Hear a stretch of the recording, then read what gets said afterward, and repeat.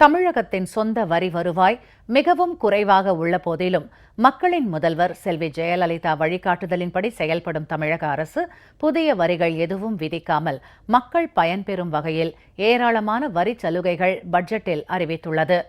சட்டப்பேரவையில் இன்று தாக்கல் செய்யப்பட்ட தமிழக அரசின் 2015-2016 ஆண்டுக்கான நிதிநிலை அறிக்கையில் உற்பத்தி துறையை ஊக்குவிப்பதற்காக சில முக்கிய வரிச் சலுகைகளை தமிழக அரசு அறிவித்துள்ளது. பயோமாஸ் எனப்படும் உயிரி எரிபொருள் மூலம் கரும்பு சக்கையை தவிர உற்பத்தி செய்யப்படும் மின்சாரத்தின் மீதான வரி விலக்கிக் கொள்ளப்படும். தமிழ்நாடு மதிப்பு கூட்டுவரி திட்டம் 2006 பிரிவு 19 கீழ் கொண்டுவரப்பட்டுள்ள காப்புறையின்படி கடந்த 2013 ஆண்டு நவம்பர் 11 தேதி முதல் விதிக்கப்பட்ட 3% உள்ளீட்டு வரி திருப்பம் திரும்பப் பெறப்படும்.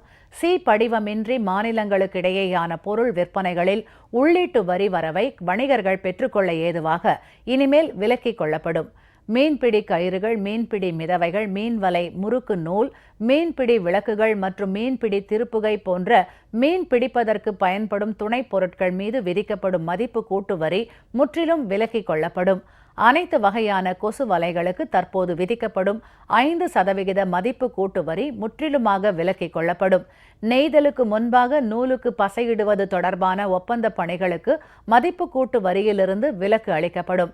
ஏலக்காய் மீதான மதிப்பு கூட்டு வரி 5%-லிருந்து 2% குறைக்கப்படும். எல்இடி விளக்குகளுக்கு மதிப்பு கூட்டு வரி 14.5%-லிருந்து 5% குறைக்கப்படும்.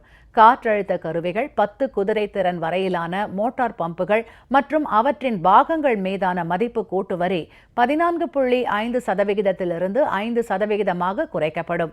செல்போன்கள் மீதான மதிப்பு கூட்டு வரி 14.5%-லிருந்து 5% குறைக்கப்படும்.